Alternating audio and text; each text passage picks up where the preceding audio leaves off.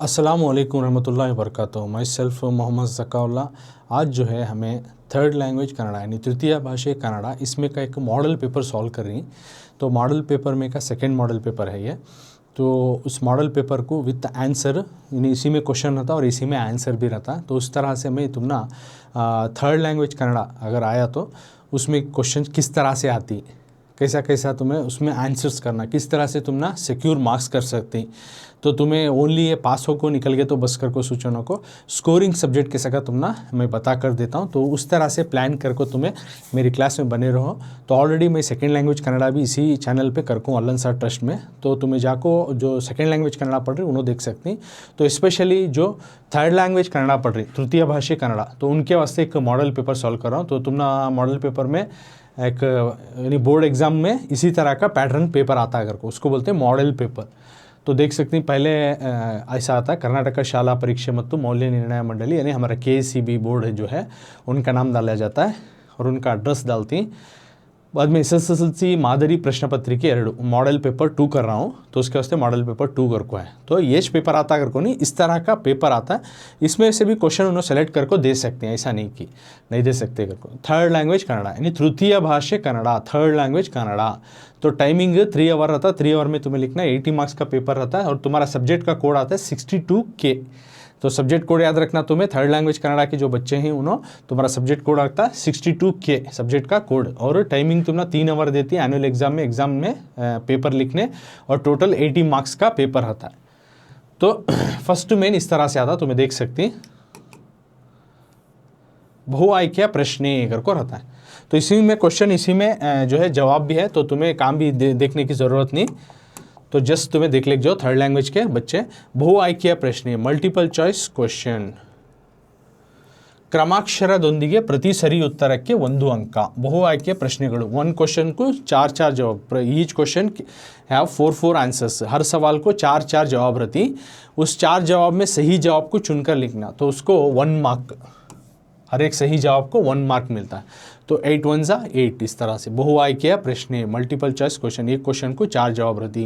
क्रमाक्षरदೊಂದಿಗೆ serial number के साथ तुम्हें लिखे तो सही जवाब को प्रति सरी उत्तर के 1 अंक, सही जवाब को 1 मार्क्स। तो प्रश्ನೆ 1 ಕನ್ನಡ ವರ್ಣಮಾಲೆಯಲ್ಲಿರುವ ಒಟ್ಟು ವ್ಯಂಜನಾಕ್ಷರಗಳ ಸಂಖ್ಯೆ। ಕನ್ನಡ वर्णमाला में जो है ಒಟ್ಟು टोटल व्यंजनाक्षर के हुर्फा कितने व्यंजनाक्षर वाले हुर्फा रहती कन्नड़ वर्णमाले में। तो कन्नड़ वर्णमाले का तो आ से लेकर ला तक हुर्फा रहती। ओके, उसमें स्वरಗಳು ವ್ಯಂಜನಗಳು और योगवाहಗಳು करको रहती। स्वरಗಳು आ से लेकर औ तक, योगवाहಗಳು अम और अह और व्यंजनಗಳು तो का वर्ग का से लेकर ला तक क ख ग घ ञ च छ ज झ ञ ट ठ ड ढ न त थ त ध न प फ प भ म यारा लावा शेषा सहाड़ा। तो इनको व्यंजनाक्षर बोलते सो। तो यहाँ देखो इस क्या होना कन्नड़ वर्णमाले में कन्नड़ अल्फ़ाबेट में ಒಟ್ಟು कुल टोटल ವ್ಯಂಜನ ಅಕ್ಷರಗಳ ಸಂಖ್ಯೆ। ವ್ಯಂಜನ के हुर्फा कितने ವ್ಯಂಜನ ಅಕ್ಷರಗಳ ಸಂಖ್ಯೆ। ವ್ಯಂಜನಗಳು ಗೊತ್ತೋ कौन से, देखो ये व्यंजनಗಳು क ख ग घ न्य च, जरा जल्दी लिख रहा हूँ तो तकलीफ नहीं आता इसमें। च छ ज झ न्य ट ट। आपको बहुत सारा को मालूम है फिर भी कंफ्यूज नहीं होना अगर को एक बार लिख के बता रहा हूँ किसे व्यंजनाक्षरा बोलती हैं को। ट ठ ड ढ न त थ द ध न प फ ब भ म या र ल व शे श स ह ला। तो टोटल का से लेकर ला तक कितने हुर्फा आती। तो काउंट करो तुम्हें का से लेकर ला तक कितने हुर्फा आती। तो इनको व्यंजना के हुर्फा व्यंजना अक्षरಗಳು व्यंजना अक्षरಗಳು 2 वर्ड मिला को 1 वर्ड बना। व्यंजना वाले हरफा कितने नंबर में ही, कितने ही टोटल यहाँ से लेकर यहाँ तक कितने नंबर ही 13 कर को दी। ये स्वरಗಳು के हुर्फा इन्हें स्वरा सो इन्हें व्यंजना नहीं आते वोवल्स इनो। तो 25 कर को देखो इनो भी नहीं आते। 25 कर को देखो ही जो कि का वर्ग चा वर्ग टा वर्ग ता वर्ग पा वर्ग के। तो इन्हें भी नहीं, तो इन्हें भी नहीं, इन्हें भी नहीं। और 9 कर को देखो 9 कर को दी। 9 का तो ये अवर्गीय व्यंजना के देखो इसो। ओके, इन्हें भी नहीं। तो सही आंसर है 34 का से लेकर ला तक पूरे हुर्फा उनको कहती हैं व्यंजना अक्षरಗಳು व्यंजना के हुर्फा। सो का से लेकर ला तक के व्यंजना हुर्फा कहते हैं तो 34। तो आंसर उत्तर आकर को डालती, तुम्हारा आंसर बुकलेट रहता, बुकलेट में फर्स्ट मेन कर को डालती, क्वेश्चन नंबर 1 कर को डाल को B34 B34 यानी का से ला तक के रहने वाले उर्फा 30 उर्फा आती हैं। तो सही ऑप्शन है B34 B34 Uttara answer B34 कर को तुम्हें main number question number mention करना बुकलेट में, उस तरह से लिखना। समझ में आया? तो ये हुआ फर्स्ट क्वेश्चन का आंसर किस तरह से हमें सॉल्व करें। अब नेक्स्ट क्वेश्चन की तरफ जाएंगे। सेकेंड क्वेश्चन, ಕ್ವೆಶ್ಚನ್ ನಂಬರ್ 2, ಸ್ವಾತಂತ್ರ್ಯ ಈ ಪದದ ವಿರುದ್ಧಾರ್ಥಕ ಪದ। ಸ್ವಾತಂತ್ರ್ಯ ಆಗೋದು ಆಜಾದಿ, ಸ್ವಾತಂತ್ರ್ಯ ಈ ಪದದ ವಿರುದ್ಧಾರ್ಥಕ ಪದ। स्वातंत्र्य इस वर्ड का अपोजिट वर्ड विरुद्धार्थक पद। स्वातंत्र्य का तो आज़ादी है, तो इस वर्ड का ई पदದ विरुद्धार्थक पद अपोजिट वर्ड लिखना हमें। तो इंग्लिश में तुमने अपोजिट वर्ड करको सिखा कोई नहीं, तो उसी तरह कन्नड़ा में के जो अपोजिट उल्टा अर्थ देने वाला वर्ड लिखना। आज़ादी उसका अगेंस्ट लिखना। अपस्वातंत्र्य अगर को इन्हें भी नहीं आता, अपस्वातंत्र्य आंसर देखो इन्हें नहीं आता, गलत। बिड़ुगड़े कर को देखो इन्हें भी नहीं आता। डी निस्वातंत्र्य दी इन्हें भी नहीं आता।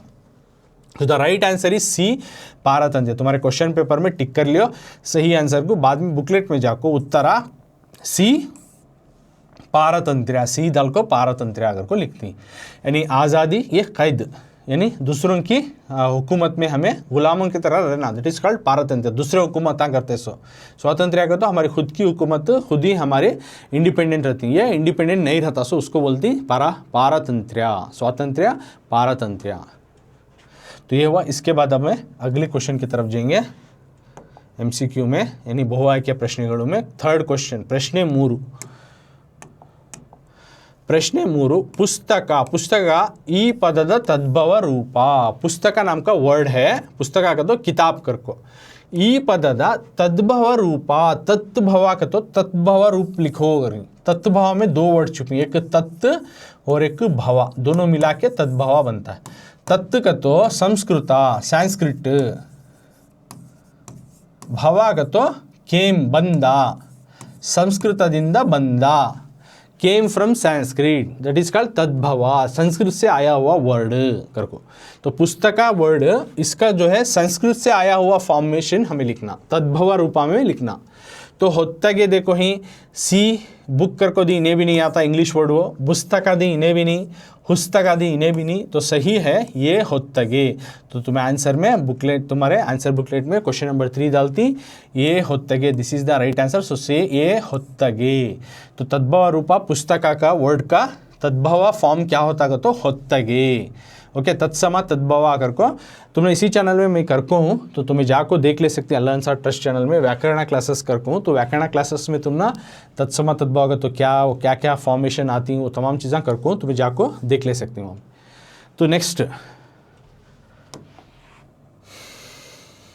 क्वेश्चन नंबर 4 है। क्वेश्चन नंबर 4 ಪ್ರಶ್ನೆ 4, इसमें ಭಾರತೀಯ ಸಂಸ್ಕೃತಿಯಲ್ಲಿ ಗುರುಗಳಿಗೆ ಅಗ್ರಸ್ಥಾನವಿದೆ। ಈ ವಾಕ್ಯದಲ್ಲಿರುವ ಗುರುಗಳಿಗೆ ಪದವು ಈ ವಿಭಕ್ತಿಗೆ ಉದಾಹರಣೆಯಾಗಿದೆ। मतलब क्या दल रही, एक सेंटेंस देखो, भारतीय भारत के हिंदुस्तान के संस्कृतिಯಲ್ಲಿ उनके कल्चर में, हिंदुस्तानियों के कल्चर में गुरुಗಳಿಗೆ उस्तादों को अव्वल जगह है, अग्रस्थानविದೆ, उस्तादों को अव्वल जगह है। ಈ ವಾಕ್ಯದಲ್ಲಿರುವ इस जुमले में ಭಾರತೀಯ ಸಂಸ್ಕೃತಿಯಲ್ಲಿ ಗುರುಗಳಿಗೆ अग्रस्थान, इस जुमले में गुरुಗಳಿಗೆ पदव, गुरुಗಳಿಗೆ नाम का वर्ड जो है ई विभक्तिगे, गुरुಗಳಿಗೆ नाम का वर्ड जो है ये कौन से विभक्ति में आता है, उदाहरण आगे कौन से विभक्ति का मिसाल बोल रही। तो विभक्ति प्रत्यय अगर को जो है वो उसके बारे में सवाल देखो इसे है। तो विभक्ति प्रत्यय तुम ना अल्लाह सर ट्रस्ट चैनल में व्याकरण क्लास में करको, तुम्हें व्याकरण करको टाइप करो, तुम ना संधि होना, समास होना, विभक्ति प्रत्यय होना, तत्सम तद्भव होना, तमाम चीज़ें तुम ना डिटेल से मिल जाती। ओके, तो तुम ना विभक्ति गुरुಗಳಿಗೆ जो है कौन सी विभक्ति करको तुम्हें लिखना। तो यहाँ पे प्रथमा देखो, प्रथमा ऊ आता है तो इन्हें भी नहीं, तृतीय इंदा इन्हें भी नहीं, पंचमी दशेइंदा इन्हें भी नहीं, चतुर्थी का तो गे नहीं तो के रहना, लास्ट में का हुरुफ का जो सफिक्स लेटर रहती उन्होंने गे के रहा तो ने चतुर्थी, तो गे है गुरु गलिगे का, तो गुरु गलिगे कर को देखो नहीं, उसमें देखो यहाँ गे करने का है हुरुफ, सफिक्स लेटर देखना, आखिरी के हुरुफान देख को कौन सा विभक्ति आता कर को पहचानना सो।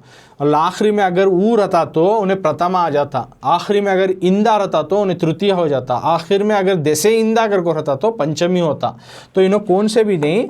सो the right answer is C चतुर्थी। तो आंसर में उत्तरा कर को डाल को सी चतुर्थी डालती, क्योंकि गे या फिर के रहना, गे रहना नहीं तो के रहना, गे या फिर के रहना, तो उसको बोलते हैं चतुर्थी विभक्ति। ओके, गे या फिर के रहना उसको बोलते हैं चतुर्थी विभक्ति।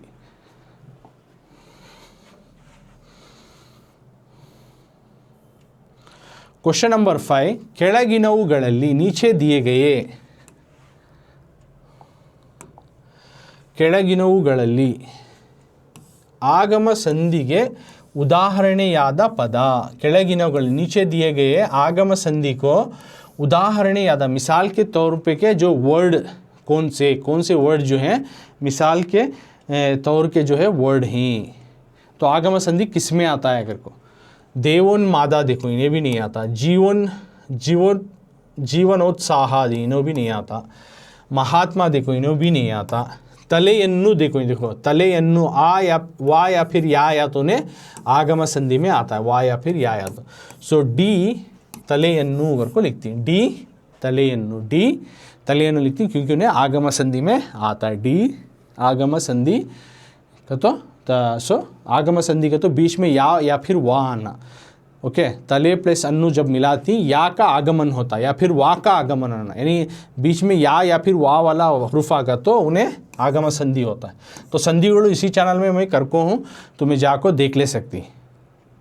ओके, तो बहुत संधिಗಳು में कन्नड़ा संधि, संस्कृत संधि, कौन सा संधि भी होना तुम ना अलेंसा ट्रस्ट चैनल में मिलता, तुम्हें जाको ये संधिश नहीं आगम संधि नहीं दूसरा कोसा संधि के बारे में भी तुमने इन्फॉर्मेशन होना तो डिटेल से वो क्लास लेकर तुम्हें जाको देख लो, मालूम हो जाता अच्छे से।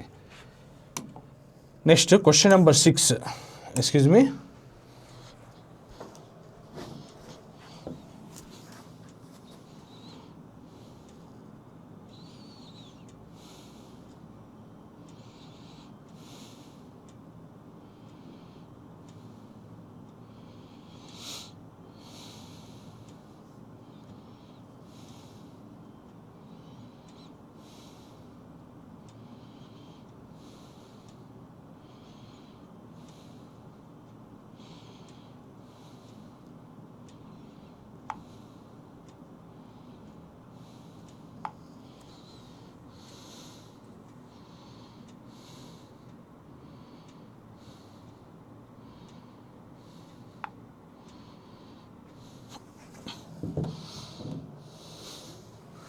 ಓಕೆ, ಬರವಣಿಗೆಯಲ್ಲಿ ಇನ್ನೊಬ್ಬರ ಹೇಳಿಕೆಯನ್ನು और एक जनों के जो बात को यथावत्तागी, तीसरा पर्सन सेकंड पर्सन जो बात कर रहा है राइटिंग में अब जब लिख रही दो अलग सेकंड पर्सन जो बात कर रहा है उसके स्टेटमेंट को ಹೇಳಿಕೆಯನ್ನು यथावत्तागी उन्हें कैसा बोला वैसा ही ತಿಳಿಸಲು उसको बताने के वास्ते इस्तेमाल किए जाने वाले ಬಳಸುವ लेखन चिन्ह, कौन सा पंचुएशन मार्क इस्तेमाल करती, लेखन चिन्ह का तो पंचुएशन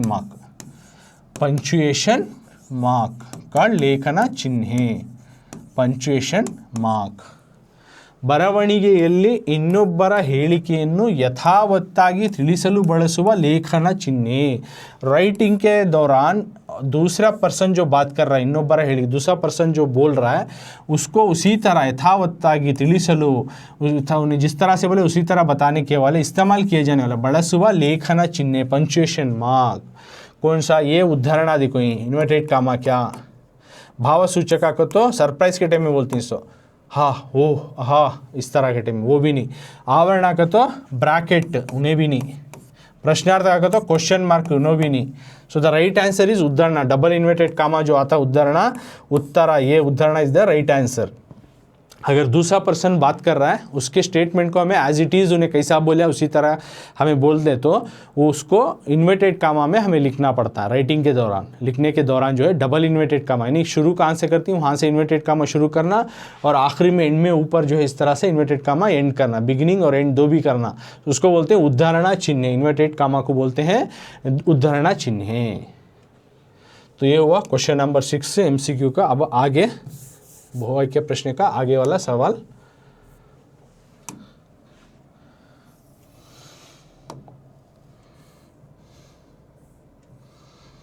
क्वेश्चन नंबर 7, ಗೌರಿಯ ಮುಖ,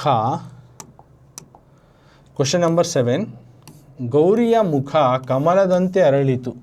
ಈ ವಾಕ್ಯದಲ್ಲಿರುವ ಅಲಂಕಾರ ಗೌರಿಯ ಮುಖ कमलदंते अरಳಿತು. गौरी का फेस जो है कमलदंते, कमल के फूल जैसा खिलिया. गौरिया मुख, गौरी का फेस जो है कमल के फूल जैसा खिलिया.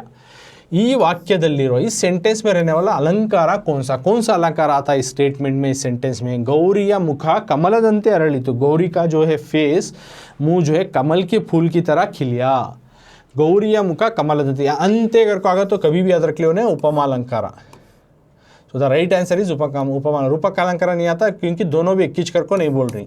उत्प्रेक्ष अलंकार भी नहीं, दृष्टांत अलंकार भी नहीं. ये तुमना नहीं चाहते उत्प्रेक्ष अलंकार, दृष्टांत अलंकार, ये तुमना थर्ड लैंग्वेज में देते ही नहीं. दिए तो ये दो के ऊपर ही सवाल देते. सो रूपक अलंकार, इधर उपमा अलंकार. अगर सेंटेंस में अंत्य कर को मिल गया तो और एक को दूसरे के साथ कंपेयर करी, गौरी या मुखा कमलदंते, यानी गौरी का फेस कमल से कंपेयर करी, कमल के फूल के जैसा खिलिया. सिमिलैरिटी क्या, अरಳಿತು. गौरी के फेस को, उसके मुख को, उसके चेहरे को, गौरी के चेहरे को कमल के फूल से कंपेयर किया जा रहा है. एक को दूसरे से कंपेयर कर रहे तो एक दूसरे से कहे कर को हमें उसे बताए तो वो आता है उपमालंकारा. So the right answer is C, उपमालंकारा. अंत्य आया तो भी उसमें फाइंड आउट कर लेना वो उपमालंकारा च. ओके, नेक्स्ट क्वेश्चन नंबर 8, प्रश्न 8.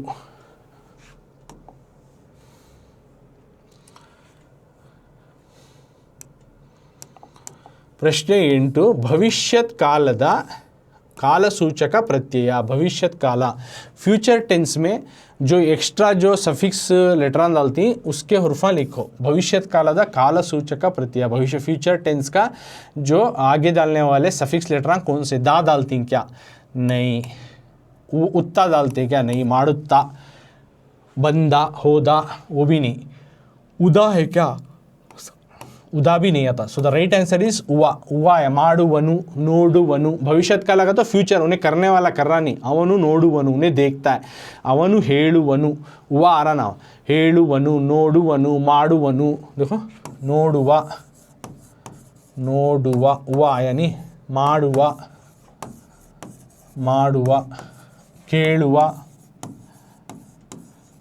हाडुवा.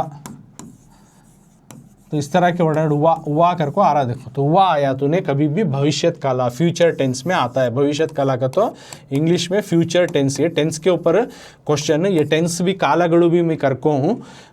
तो व्याकरण क्लास कर को जस्ट तुम्हें टाइप करे तो तुम ना उसमें अलग अलग कालागड़ू व्याकरण कौन सा होना तुम्हें जा देख ले सकते. व्याकरण क्लास में बहुत सारे क्लास करको तो तुम ना कौन इसमें रिलेटेड कौन सा ग्रामर भी होना तो तुम ना और डीप से डिटेल से जाकर तुम्हें स्टडी कर सकती. नेक्स्ट, ग्रामर तो सेम एक ही रहता है, सेकंड लैंग्वेज और थर्ड लैंग्वेज को भी रहो तो कुछ कुछ चेंजेस रहता है. चेंजेस रहते हैं सो मैं यहाँ करके बताता हूँ. तो वो तुम्हें सेकंड लैंग्वेज का ग्रामर देख ले तो तुम्हें यूज़फुल हो जाता है. संबंधी पद बरेयुವುದು. सेकंड में देखो अब 8 क्वेश्चन हो गए. Each one carry 1 mark. 8 सही जवाब लिख डाले. देखो उसी में 4 जवाब रहती, हमें सही जवाब लिख डाले तो 8 मार्क्स मिल गए. 8 सवाल को 8 जवाब. वो first main very easily you got 8 marks. Second main देखो, सेकेंड मेन में एनालॉजी को लिखती हूँ तुम्हें, एनालॉजी बोलती हूँ उसको बोलती है सेकेंड मेन. क्या है देखेंगे इसमें. सेकेंड मेन में संबंधी पद, संबंधी पद बರೆಯುವುದು.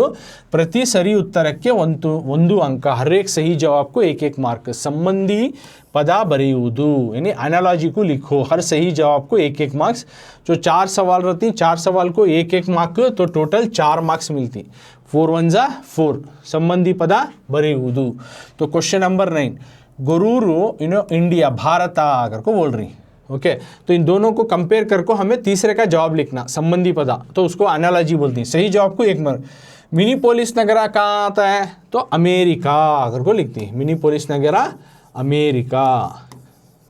गोरुरु ऑथर का नाम, तो गोरुरु भारता, तो मिनीपोलिस नगरा कहाँ आता है? तो अमेरिका।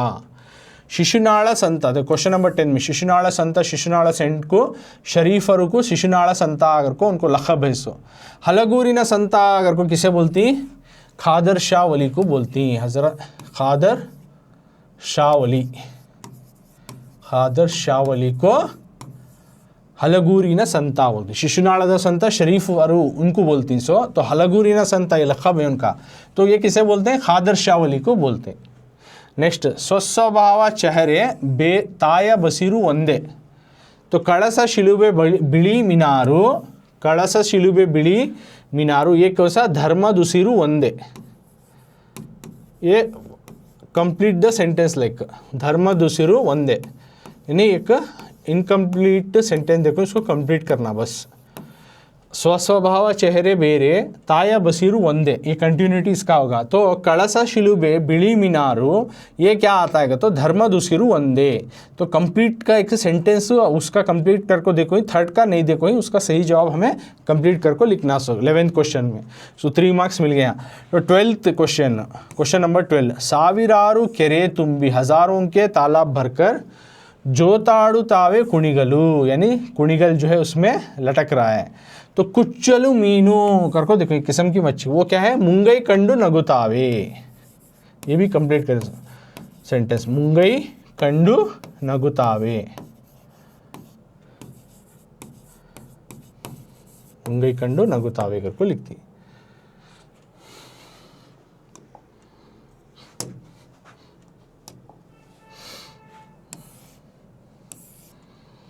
तो यहाँ पे देख लो, गोरुरु दिया तो भारत आकर को आंसर देखो। थर्ड वन का आंसर हमें लिखना, मिनीपोलिस नगर आकर दिया तो अमेरिका आकर को लिखो, मिनीपोलिस नगरा अमेरिका। उसी तरह 10th क्वेश्चन में शिशुनाला के संता शरीफा को बोलती, शरीफರಿಗೆ शिशुनाला संता बोलते हैं। तो हलगूरिना संता कौन का? तो खादर शाह वली कर को लिखना। नेक्स्ट 11th क्वेश्चन में स्वस्वभाव चेहरे बेरे ताया बसीरू ಒಂದೇ, it's like a completing your sentence को कंप्लीट करना। सो तो कळस शिलुबे बिಳಿ मीनारू क्या आता है? धर्म दुसिरू ಒಂದೇ करको लिखती। नेक्स्ट 12th में भी वही सच, ಸಾವಿರಾರು ಕೆರೆ ತುಂಬಿ ಜೋತಾಡುತ್ತಾವೆ ಕುಣಿಗಲು हुआ, तो कुच्चलू मीनू क्या आता है? मुंगई कुंडू नगुतावे करको लिख दी। ये भी लिखा कंप्लीटिंग सेंटेंस। तो ये दो उस तरह के कंप्लीट है। तो इसमें यहाँ से तुम ना फर्स्ट और सेकंड में तुम ना 12 मार्क्स मिल जाती हैं। तो इसमें एनालॉजी में 4 मार्क्स के ही देखो, 4 आसानी से मार्क्स ले लिया तुम्हें। तो ये हुआ सेकंड मेन। अब इसके आगे के मेन की तरफ जाएंगे। अब हमें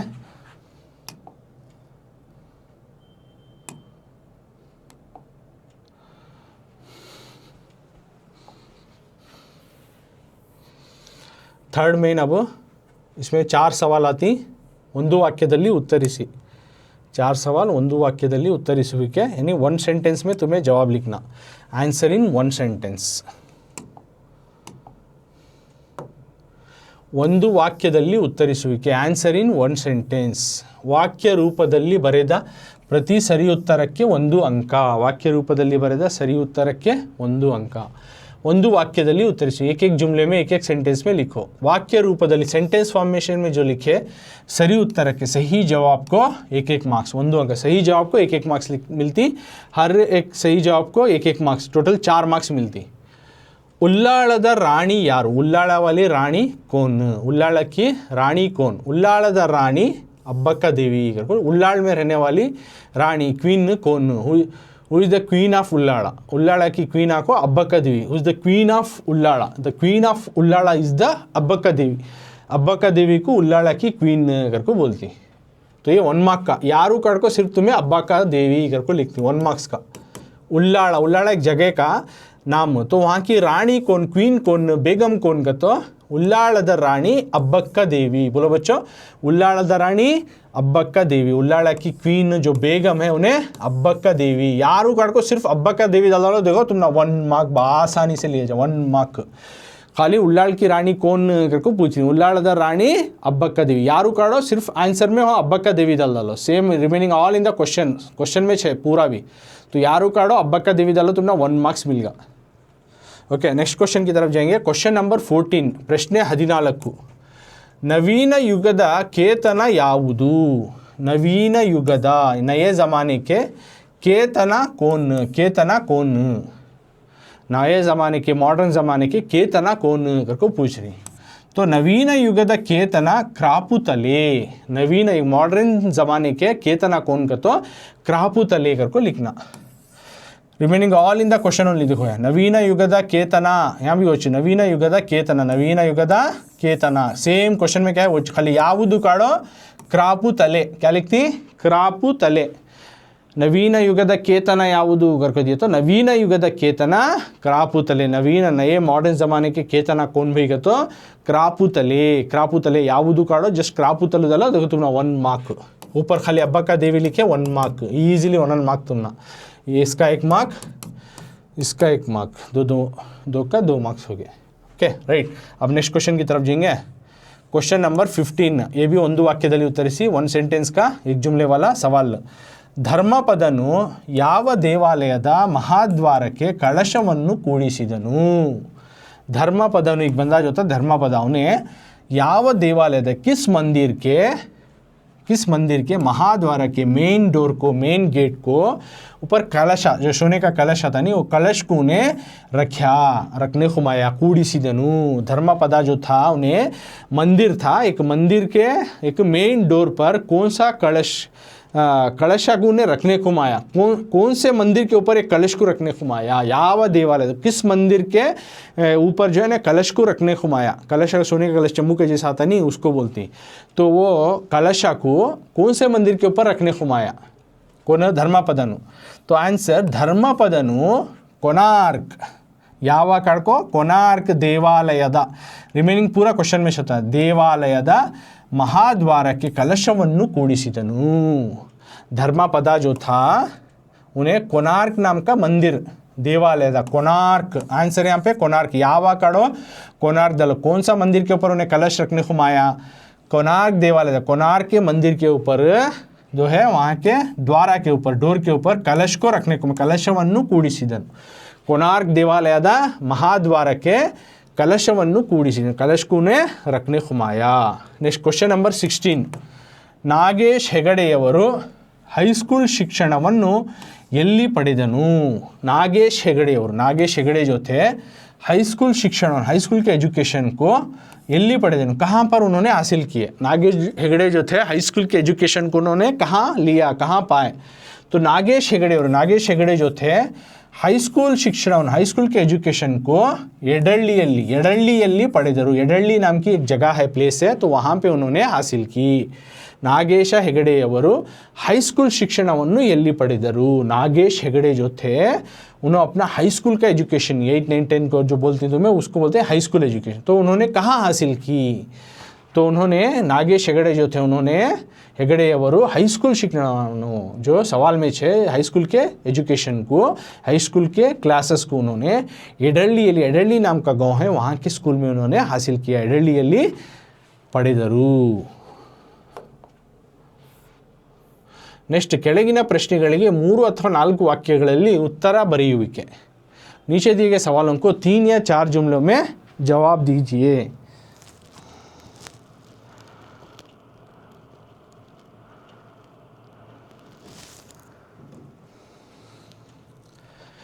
ಕೆಳಗಿನ ಪ್ರಶ್ನೆಗಳಿಗೆ 3 ಅಥವಾ 4 ವಾಕ್ಯಗಳಲ್ಲಿ उत्तर ಬರೆಯುವಿಕೆ। नीचे दिए गए सवालों में 3 या 4 जुमलों में जवाब दीजिए। ಕೆಳಗಿನ ಪ್ರಶ್ನೆಗಳಿಗೆ 3 ಅಥವಾ 4 ವಾಕ್ಯಗಳಲ್ಲಿ ಉತ್ತರ ಬರೆಯುವುದು। नीचे दिए गए सवालों को 3 या 4 जुमलों में जवाब दीजिए। 3 ಅಥವಾ 4 ವಾಕ್ಯಗಳಲ್ಲಿ ಉತ್ತರ ಬರೆಯುವಿಕೆ। ಉತ್ತರದ ಅಂಶಗಳನ್ನು ಆಧರಿಸಿ आंसर के पॉइंट के हिसाब प्रति सही उत्तर के सही जवाब को 2 अंक ನೀಡು, 2 मार्क्स देती। हर सही जवाब को 2 मार्क्स। ओके, तो 2 मार्क्स का क्वेश्चन है, 8 क्वेश्चन ही, 8 2 जा 16, हर सवाल को 2 मार्क्स, तो इस तरह से 16 मार्क्स। 8 सवाल तुम ना 3-4 वाक्य में लेंथी आंसर में आती, तो इजी से तुम्हें पॉइंट्स लिखो, 2 मार्क्स तुम्हें लियो। तो इसमें ಕೆಳಗಿನ ಪ್ರಶ್ನೆಗಳಿಗೆ नीचे दिए गए सवालों को 3 ಅಥವಾ 4, 3 या 4 वाक्यಗಳ जुमलों में उत्तर बರೆಯುವುದು, जवाब दीजिए। उत्तರದ ಅಂಶಗಳನ್ನು ಆಧರಿಸಿ आंसर के पॉइंट को समझकर उसके तहत प्रति सही उत्तर, हर एक सही जवाब को 2 अंक ನೀಡುವುದು, 2 मार्क्स देना।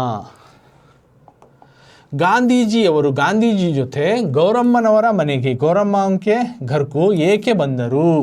ಗಾಂಧೀಜಿ ಜೊತೆ ಗೌರಮ್ಮಕ್ಕೆ ಮನೆಗೆ ಏಕೆ ಬಂದರು? ಗೌರಮ್ಮನವರ ಮನೆಗೆ ಏಕೆ ಬಂದರು? ಗಾಂಧೀಜಿ ಗೌರಮ್ಮಕ್ಕೆ ಘರ್ಕು ಕೈಕು ಆಯ್. 1933ರಲ್ಲಿ ಗಾಂಧೀಜಿಯವರು ಕರ್ನಾಟಕ ಪ್ರವಾಸ ಕೈಗೊಂಡು ಕೊಡಗಿನಲ್ಲಿ 2 ದಿನಗಳ ಕಾಲ ತಂಗಿದ್ದರು.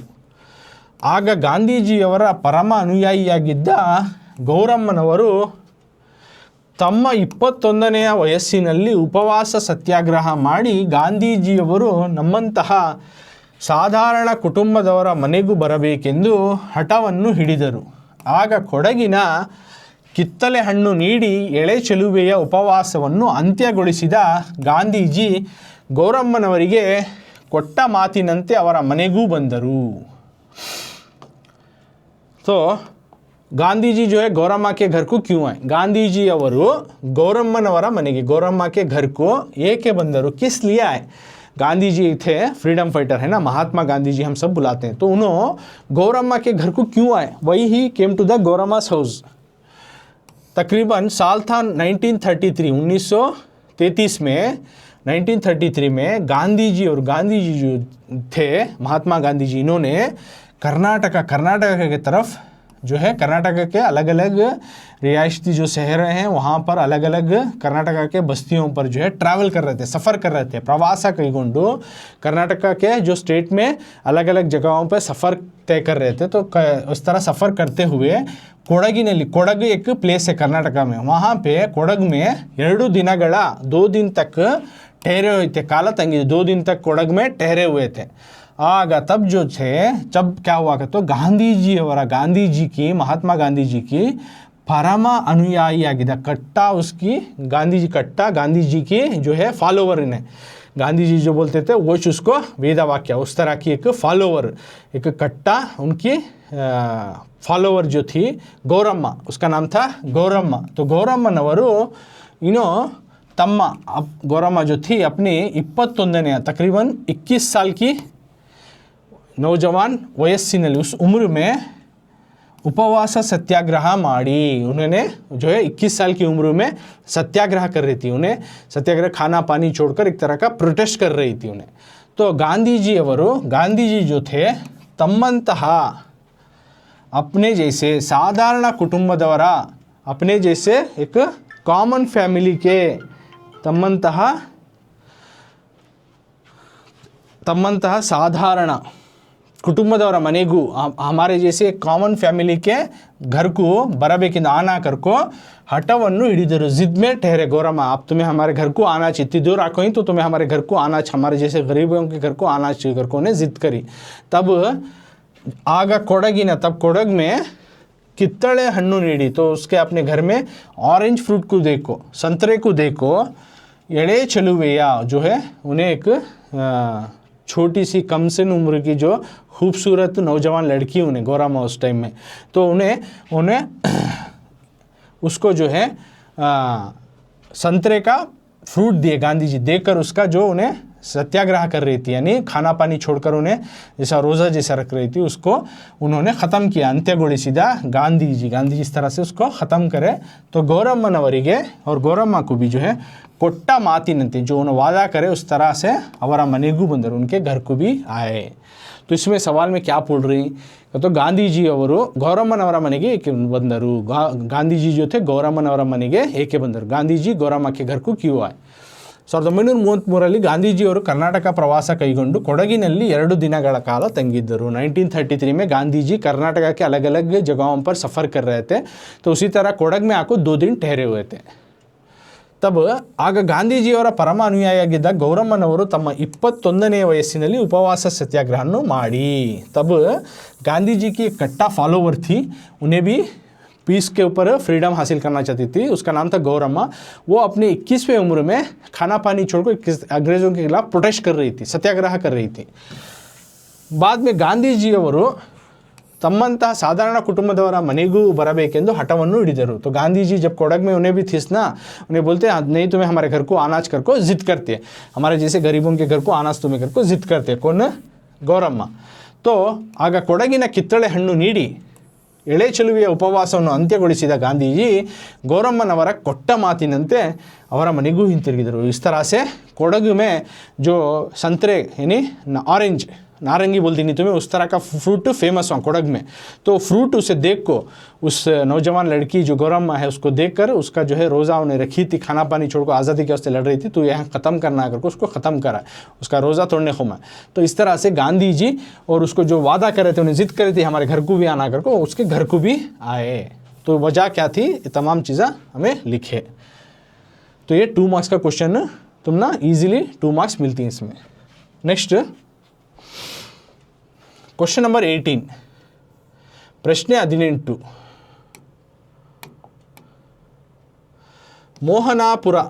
ಮೋಹನಾಪುರದ ಸತ್ಯಾಗ್ರಹಿಗಳು ಮಾಡುತ್ತಿದ್ದ ಘೋಷಣೆಗಳಾವು. ಮೋಹನಾಪುರದ ಸತ್ಯಾಗ್ರಹಿಗಳು, मोहनापुरा में जो फ्रीडम फाइटर्स थे उन्होंने ಮಾಡುತ್ತಿದ್ದ जो कौन से जो है स्लोगन्स ಮಾಡುತ್ತಿದ್ದ ಘೋಷಣೆಗಳಾವು. मोहनापुरा एक जगह का नाम, प्लेस का नाम. वहाँ के सत्याग्रहिಗಳು, वहाँ के जो फॉलोवर्स, गांधी जी के फॉलोवर्स और फ्रीडम फाइटर्स तो उन्होंने जो थे उन्होंने जो पुकार रहे थे स्लोगन्स, घोषणे का तो स्लोगन्स, कौन से स्लोगन्स, जैसा हमें बोलते नहीं भारत माता की जय, हाँ जिंदाबाद, जय हिंद, इस तरह के स्लोगन्स आते नहीं, जनरल तुमने सब मालूम है. तो उस तरह के कौन से स्लोगन्स उन्होंने पुकार रहे थे. मोहनापुರದ सत्याग्रहिಗಳು, मोहनापुर के रहने वाले कुछ फ्रीडम फाइटर्स, कुछ गांधी जी के फॉलोवर्स कौन से स्लोगन्स क्या कर को पुकार रहे थे, ಮಾಡುತ್ತಿದ್ದ ಘೋಷಣೆಗಳಾವು. तो आंसर कौन से घोषणे उन्होंने पुकार रहे थे तो बोलो भारत माता की जय, वंदे मातरम, महात्मा गांधी जी की जय, राम सिंह की जय, ಇವೆಲ್ಲವೂ मोहनापुರದ सत्याग्रहिಗಳು ಮಾಡುತ್ತಿದ್ದ ಘೋಷಣೆಗಳಾಗಿವೆ. तो उन्होंने कौन से स्लोगन्स पुकार रहे थे तो बोलो भारत माता की जय, भारत माता की जय बोलो, वंदे मातरम ये भी एक स्लोगन, बाद में महात्मा गांधी जी की जय, राम सिंह की जय करके इस तरह के स्लोगन्स इवेल्लवू वगैरह वगैरह मोहनपुर के जो फ्रीडम फाइटर्स, जो सत्याग्रही थे, प्रोटेस्ट करने वाले लोग, उन्होंने ಮಾಡುತ್ತಿದ್ದ ಘೋಷಣೆಗಳು, इस तरह के स्लोगन्स को पुकार रहे थे, इस तरह के नारे लगा रहे थे, नारेबाजी लगा रहे थे. तो कौन से नारेबाजी लगा रहे थे मोहनपुर के जो प्रोटेस्टर्स. ओके, बोलो भारत माता की जय, वंदे मातरम, महात्मा गांधी जी की जय, राम सिंह की जय, इस तरह के अलग अलग के स्लोगन्स को जो है, अलग अलग के नारों को मोहनापुरा के जो फ्रीडम फाइटर्स जो थे उन्होंने इस तरह के नारों को, नारेबाजी को लगाते रहे, ज़ोर ज़ोर से लगाते रहे. तो इसमें कौन से नारे लगाए कर को तुम्हें लिखना. तो इस तरह से मैं क्वेश्चन नंबर 18 तक इसमें समझाया. तो आज की क्लास में तुम्हें क्या क्या सीखे, क्वेश्चन नंबर 1 to 18 तक का समझे. तो 18 तक हमें कितने मार्क्स को समझे वो देखेंगे. ओके, तो 18 मार्क्स में तुम्हें सबसे पहले MCQ बहुआय के प्रश्नಗಳು तकरीबन 8 क्वेश्चन, उसे 8 क्वेश्चन आती हैं ना, वो 8 मार्क्स के हमें डिस्कस करें. उसके बाद एनालॉजी के 4 मार्क्स, संबंधी पद बರೆಯುವುದು, वो 4 मार्क्स के 12 मार्क्स हो गए. उसके बाद ಒಂದು वाक्य के 4 क्वेश्चन आंसर्स, तो कितने हो गए 16 मार्क्स हो गए. अब यहाँ से 2 मार्क्स, तो 17 को 2 मार्क्स, कितना हुआ 18, और 18 को 2 मार्क्स, 20 मार्क्स का जो है आज हमें डिस्कस करी. तो तुम्हें इसी तरह third language Kannada model paper में बने रहो, और भी इसी तरह के जो इसी का कंटिन्यूटी पार्ट आएगा, पार्ट 2 अगली क्लास में वो समझाता हूँ, और भी मॉडल पेपर वगैरह सब लेकर आता हूँ. उस तमाम चीज़ें में वर्ड टू वर्ड जानेंगे, एक्सप्लेन करेंगे, और तुम्हें हमें जो है इस तरह के पेपर को सॉल्व करते हुए सीखते हुए जाएंगे. अगर तुम्हें 9th तक आ गई, 8th तक भी आ गई, अगर 10th में भी आ गई, तुम्हें लिखना पढ़ना नहीं आ रहा है तो भी उसके वास्ते एक बेसिक फाउंडेशन क्लास भी अल्लन सर टेस्ट चैनल में करको. तुम्हें जाको वो खाली क्लासेस को तुम्हें जैसा बोलियो स्टेप्स फॉलो करको, तुम्हें लिख को पढ़ को प्रैक्टिस करे, तो ईजिली कपल ऑफ डेज में तुम ना कन्नड़ा रीडिंग कैसा पढ़ना और कैसा राइटिंग करना, किस तरह से बुक में लिखना है, तमाम चीज़ें तुमने उसमें ट्रिक्स एंड टिप्स बताऊँ, उस तरह से फॉलो करे तो अच्छे से सीख लेते हैं. तो इसका कंटिन्यूटी पार्ट 2 अगले क्लास में करेंगे.